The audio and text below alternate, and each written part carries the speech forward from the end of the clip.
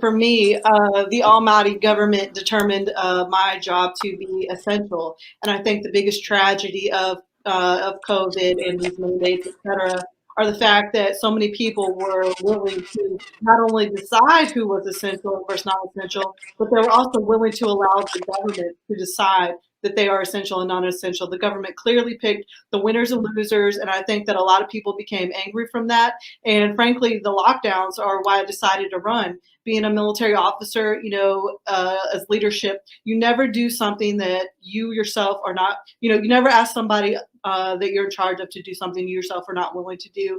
And the fact that so many people were asked to make sacrifices and were determined not essential while their tax dollars stayed essential and politicians did not miss a paycheck is an extreme tragedy. And I think going forward, we really need to decide what makes someone or what constitutes an emergency and what doesn't. And the whole nonsense of essential versus non-essential never needs to happen again. We are all essential, and I think the governor has done a great job in maintaining that.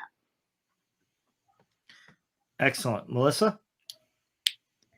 Yeah, these are all amazing comments. One of the things I love about doing this show is I get to hear your guys' background, your story, your passions. And it's so incredible to see the sacrifice and the convictions that so many of you have. It's incredible the journey that we've all been on the last 2 years individually with our social peer groups, with our families. It's really changed the dynamics of the world, our culture, and what we can see now. One thing that I wanted to touch on today was propaganda. We constantly see propaganda about, I saw a billboard the other day and it was on a really main road. It says, "Say I love you, get vaccinated." And it had a granddaughter hugging her grandma. And it's all this marketing and propaganda that we're seeing. Do you guys feel in your upcoming campaign that you're getting a lot of pushback with propaganda? Or do you feel that you're getting really supported from your community? A lot of times we notice you guys are all registered Republican and you're running for Republican Florida House seats.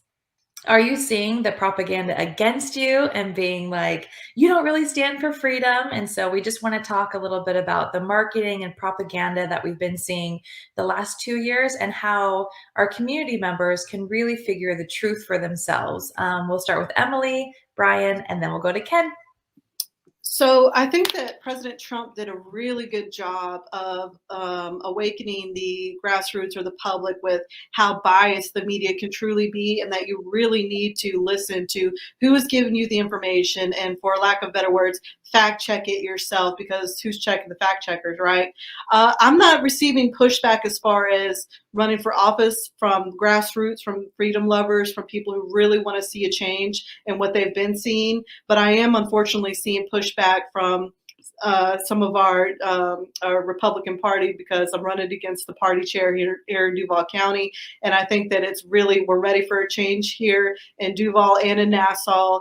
And, you always have to question when a politician is telling you something, why is it or how is it benefiting them for you to believe what they are saying? And that would be the message that I would give to anyone going forward. Brian. Yeah,